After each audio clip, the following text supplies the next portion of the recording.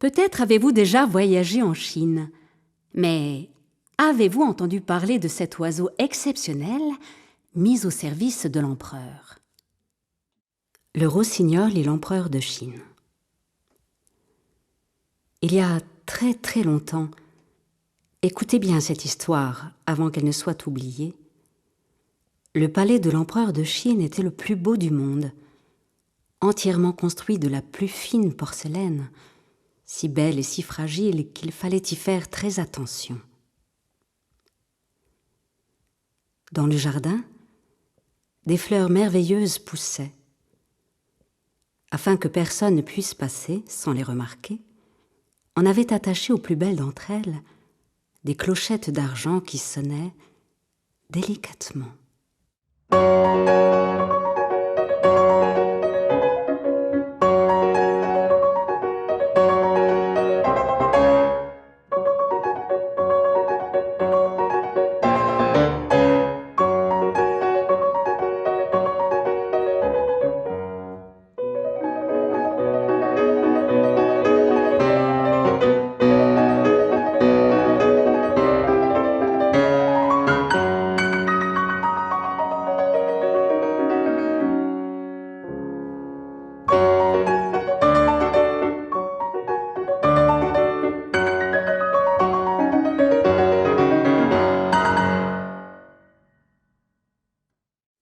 Le jardin de l'empereur s'étendait si loin que même le jardinier n'en connaissait pas la fin. En marchant longtemps, on arrivait sur une superbe forêt. Cette forêt s'étendait elle-même jusqu'à la mer bleue et profonde, où de grands navires voguaient jusque sous les branches, où vivait un rossignol. Il chantait si divinement que même les pauvres pêcheurs qui avaient tant d'autres choses à faire ne pouvaient s'empêcher de s'arrêter et de l'écouter lorsqu'ils sortaient la nuit pour retirer leurs filets. « Dieu, que c'est beau !» disait-il.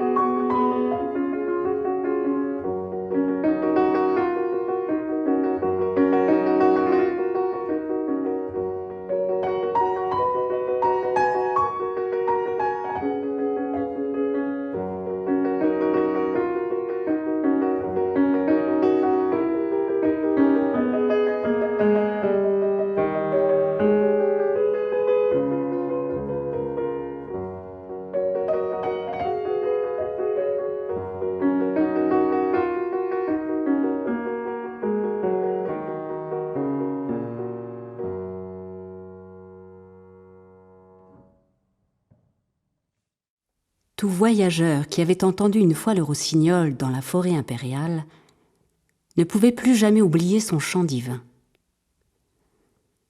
Un jour, l'empereur lut dans un livre « Il y a beaucoup de merveilles en Chine, mais un petit oiseau, le rossignol, est la plus belle de toutes. » Quoi? Comment? Dans mon royaume habite un oiseau si étonnant et moi, je ne l'ai jamais entendu chanter. Et il ordonna que l'on trouve le rossignol pour lui demander de chanter dans son palais. Les gens de la cour cheminèrent longtemps à travers la forêt. Ils avaient beaucoup de peine à trouver l'oiseau par sa voix. D'abord, ils le confondirent avec une vache, puis avec des grenouilles. Et enfin, ils entendirent un chant merveilleux dans un fourré. « Le voilà! Le voilà! C'est le rossignol! C'est le rossignol !» dirent-ils.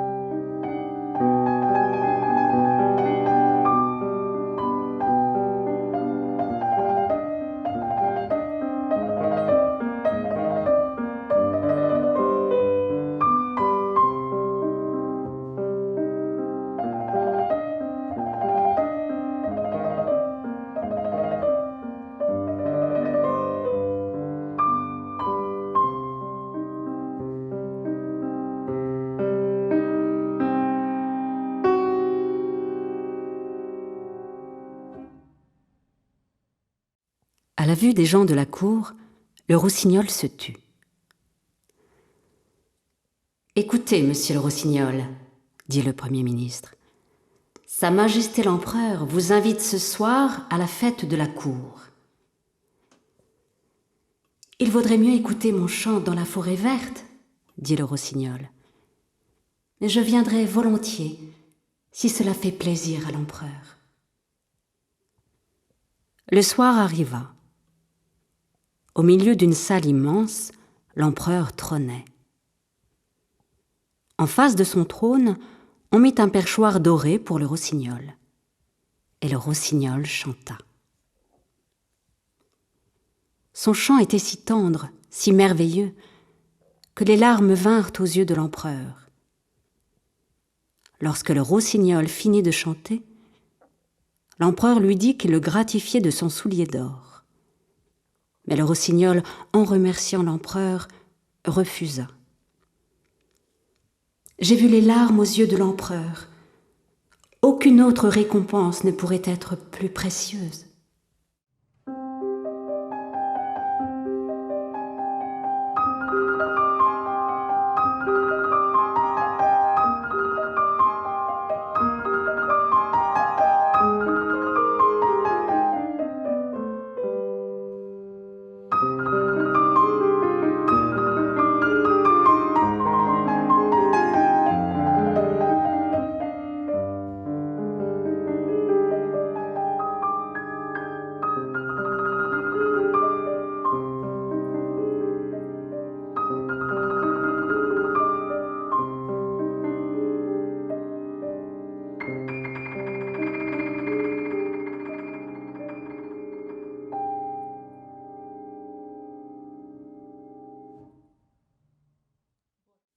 Mais un jour, on fit parvenir à l'empereur une petite boîte du Japon qui portait l'inscription « Le rossignol ». Il y avait dans cette boîte un oiseau mécanique serti de diamants. Il suffisait de mettre l'oiseau en marche et il commençait à chanter. Il chanta 33 fois la même mélodie. Celle-ci était simple et même primitive, comparé au chant du vrai rossignol. Mais en revanche, l'oiseau japonais était tout brillant, orné de pierres précieuses. Personne ne vit le vrai rossignol s'envoler par la fenêtre dans le jardin, quittant ainsi les gens de cour, bouche bée d'admiration devant l'oiseau mécanique.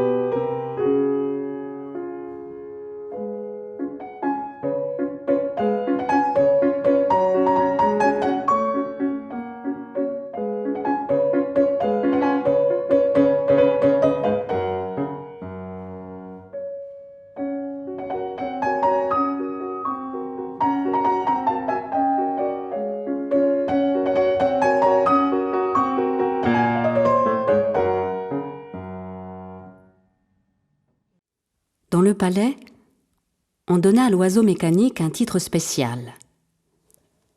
Premier chanteur de la table de nuit de l'empereur. Le rossignol mécanique servit fidèlement l'empereur pendant 6 ans. Mais un jour, quelque chose coinça à l'intérieur du rossignol et la musique s'arrêta. Il n'y avait maintenant plus personne pour divertir l'empereur. L'empereur tomba malade et gisait immobile dans son lit. Il pouvait à peine respirer, comme si quelque chose pressait sur sa poitrine. Il ouvrit les yeux et vit la mort assise sur lui.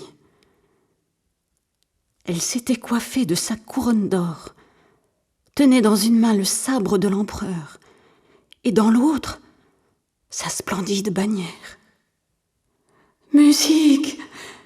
Musique !» criait l'empereur. Mais l'oiseau n'en fit rien.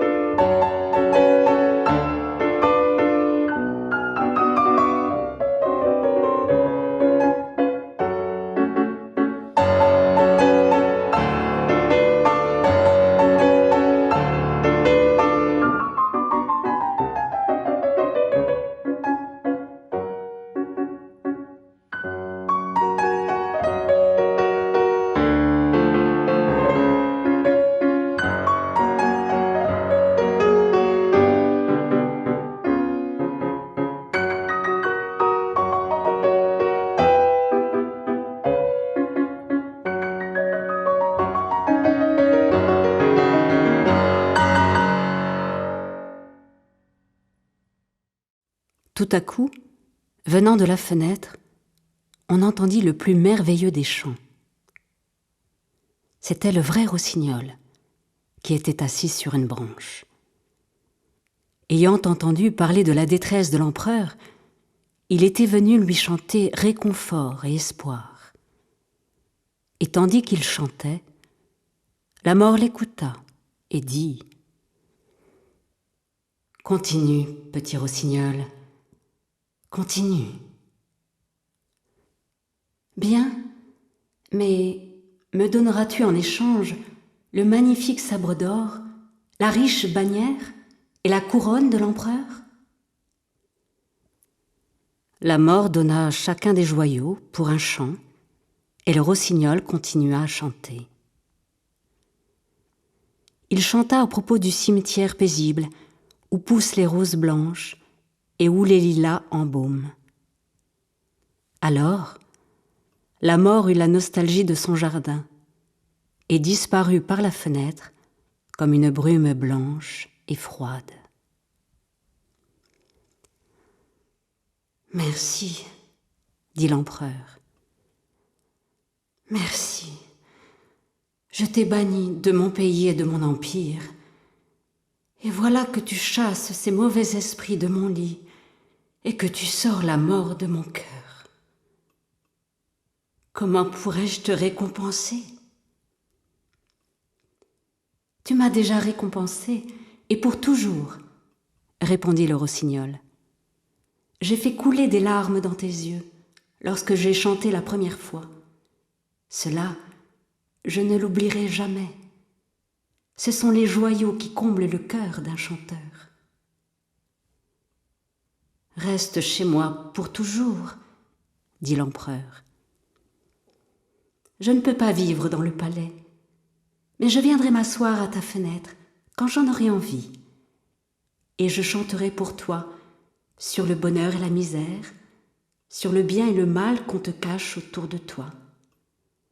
Je chanterai, et ton cœur se remplira de la joie du soleil, du calme des cieux et du murmure des ruisseaux. Tant que la musique restera avec toi, tu seras vivant, tu seras heureux.